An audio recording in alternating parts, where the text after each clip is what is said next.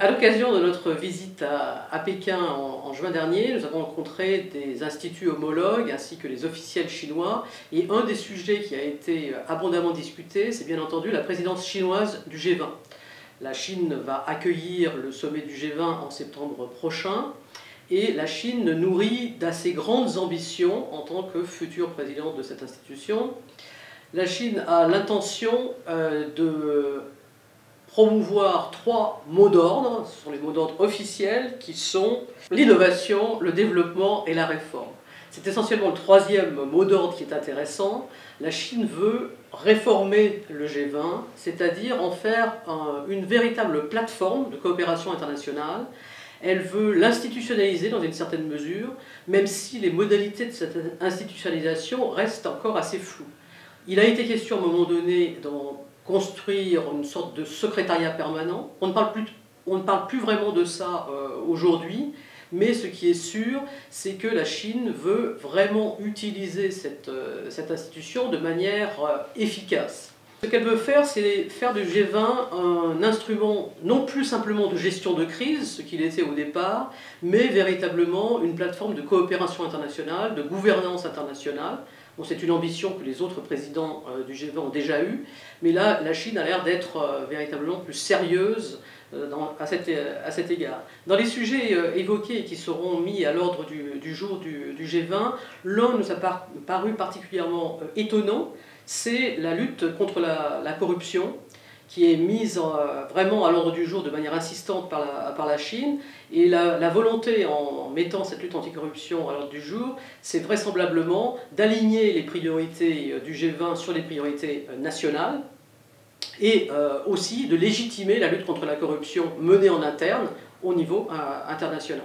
Mais de manière globale, ce qui ressort de nos discussions, c'est que la Chine veut faire de ce G20 l'un des instruments de son influence au niveau international, l'un des instruments de la gouvernance globale dans laquelle la Chine s'inscrit aujourd'hui de manière de plus en plus active.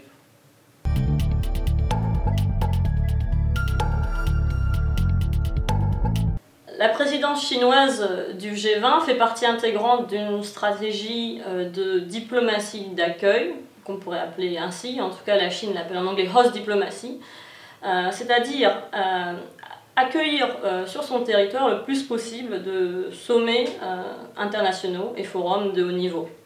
L'année prochaine, la Chine accueillera le sommet des BRICS. Les 2 années précédentes, elle a accueilli le sommet de l'APEC et le sommet de la CICA. Elle accueille également, elle organise un très grand nombre de sommets autour des fameuses routes de la soie. La liste est très longue. Alors pourquoi la Chine organise autant de sommets et en accueille autant?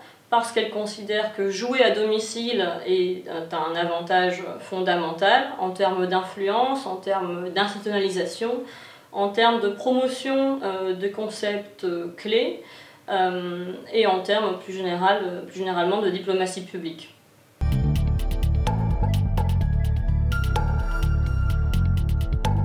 La diplomatie des sommets chinoises fait partie intégrante de sa stratégie de restructuration de la gouvernance mondiale. Donc le sujet de la restructuration de la gouvernance mondiale était au cœur de nos discussions avec nos partenaires chinois ces dernières années, notamment suite au lancement de la Banque asiatique d'investissement pour les infrastructures.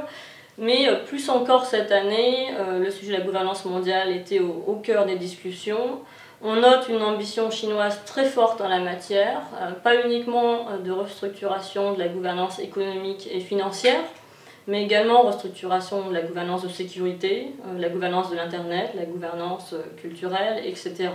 Donc on note une ambition forte qui n'est pas uniquement régionale en Asie-Pacifique, qui ne touche pas que les BRICS non plus, qui touche toutes les régions du monde, avec le lancement par la Chine de mécanismes de coopération sous-régionaux en Afrique, mais aussi en Europe, récemment encore avec le lancement du mécanisme 16+1, avec des rumeurs de lancement de mécanismes similaires dans le sud de l'Europe.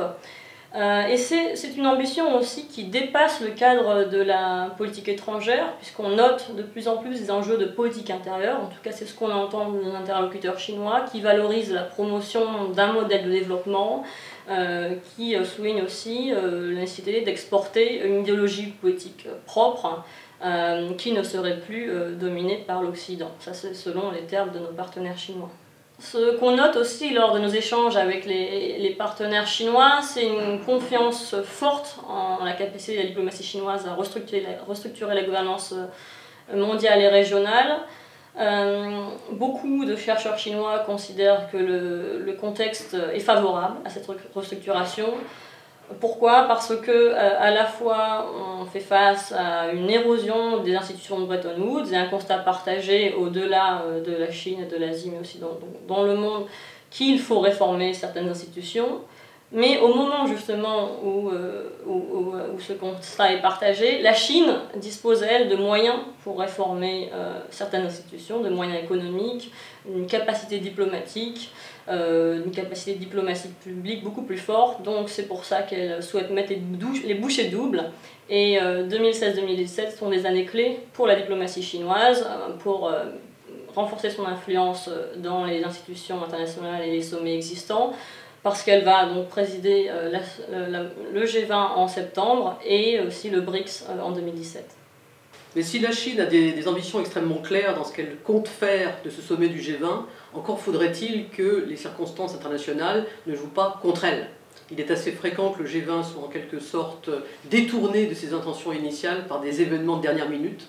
Et donc, reste à voir si, en septembre, au début du mois de septembre, les intentions et les ambitions chinoises pourront se concrétiser dans le sens voulu par Pékin.